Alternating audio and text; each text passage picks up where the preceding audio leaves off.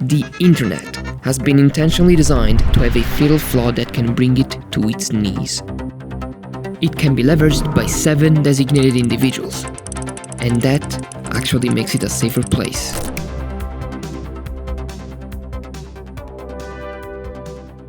It originated in the internet's earliest ancestor, before Fortnite and Furry Porn.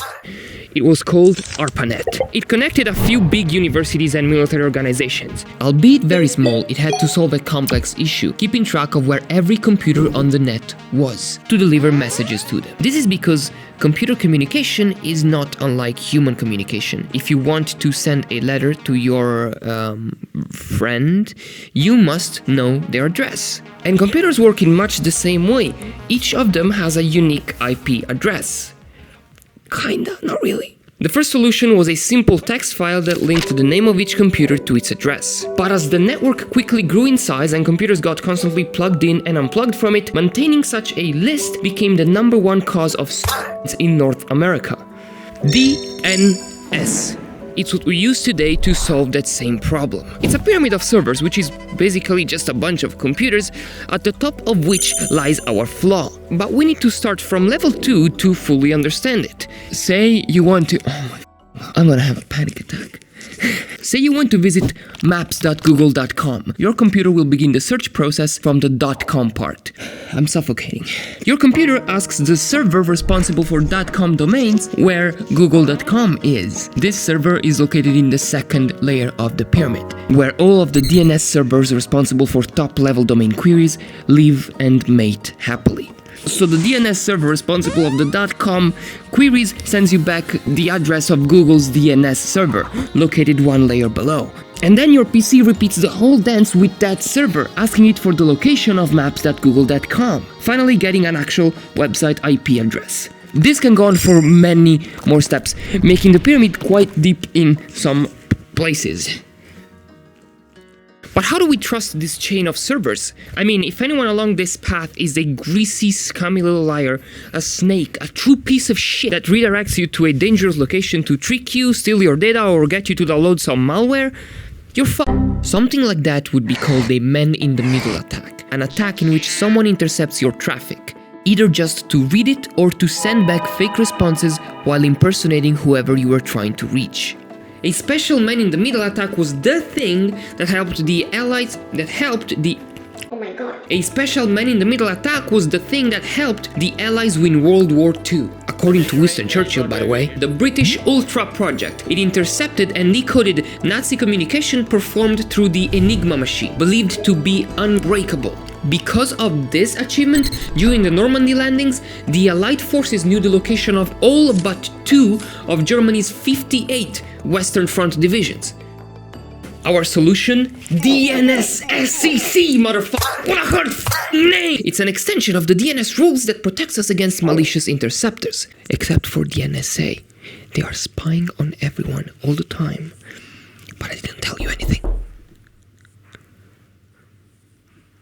DNSSEC, which is the key to the mystery at the top, is not bulletproof either, so you still need a kill switch, something that would allow us to stop the whole mechanism or parts of it at once. You might have guessed that the kill switch of the DNS system lies at the mysterious top of the pyramid. It actually exists as a consequence of how DNSSEC works. When you send a message to your wife's boyfriend asking for permission to sleep in the same room as her, you need to use some secret cipher to keep your message safe from prying eyes. To do it, you force these 2 keys and this special lockbox, which, when locked with one of the keys, can only ever be opened with the other key. If I want people to send me a message, I share one of the keys to the public, and everyone makes a copy for themselves.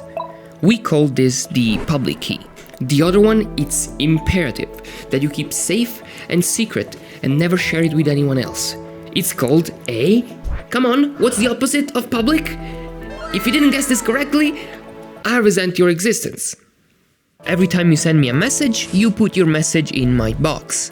I kinda like it, and lock it with my public key. Only I can then open it with my private key and read the message. If you also built your pair of keys and your lockbox, I could send you a message in the same way and we could start a whole conversation. The DNSSEC just applies this concept to the communication between you and the DNS server. You slimy rat. But how can I trust that your public key is legit? What if 3 hackers in a trench coat posing as you gave me their public key and I believed it to be yours? They could intercept and read all of my disgusting, twisted, oily, gross 3am messages to you. So we haven't really solved shit. Before we couldn't trust the DNS server's replies, now we can only trust its replies if we trust its identity. But we have no way of doing that. We just moved the problem up by 1 step. But it turns out it's how you solve the whole fucking thing. You just keep going up. You make it so that you get a server's public key from its parent. But then, to make sure that the parent's reply is authentic, you act all paranoid and you ask its parent for its key. And repeat this whole process until you get here. This is the key signing key, and it sits in the root zone, the single starting point of the DNS hierarchy. As there's no higher authority to fetch it from, a lot of devices come with a pre-installed copy of the KSK. It's implicitly trusted by everyone. It's called a trust anchor. This key is used for just one purpose: to validate another key in the root zone called the zone signing key, which is actually used to send you the keys of each of the top-level domain servers. The reason why there are 2 separate keys instead of just one is kind of too technical and boring, so we will just accept it as a fact of life. Here is the fatal flaw. The ZS key has to be changed every few months for security reasons, and a ceremony is held for the occasion. Basically, a bunch of cybersecurity experts from around the world just gather to do this ZS key change. They go through a series of safety steps to access the KSK, stored in a super secure hardware device that requires 7 keycards. Each of these 7 keycards is stored in a physical safe, and for each safe there's 1 designated key holder. And that is how 7 people hold the keys to a good chunk of the internet. This terrifying fact of the DNS system actually keeps it safe. And it also provides a fail-deadly option. That is the opposite of a failsafe. It's a mechanism that ensures complete and total destruction in case of a terrible attack. In a nearly impossible doomsday scenario, they could bring the whole DNS system down to prevent some incredibly dangerous software to take over most of the world's smartphones and computers and any internet-connected device. They would just stop validating all of the keys of all of the top-level DNS servers. I love wind. Now, would this really shut down the entirety of the internet? Not really. A lot of crucial services deal directly in IP addresses, never having to look up domain names. Also, your internet service provider, the company you pay to have internet, keeps cached records of frequently visited websites. This way, a DNS request from your phone doesn't have to go through the whole steps and it gets a much faster response. They don't do it out of the kindness of their hearts, they just do it because it gives you a better service and so you stick with them even though they're trying to fuck. Single points of failure are deadly powerful. In 2011, an Armenian woman scavenging for scrap metal accidentally cut 1 optical fiber cable, and it left 90% of the country without internet for 12 hours. I just got a speck of dust in my eye.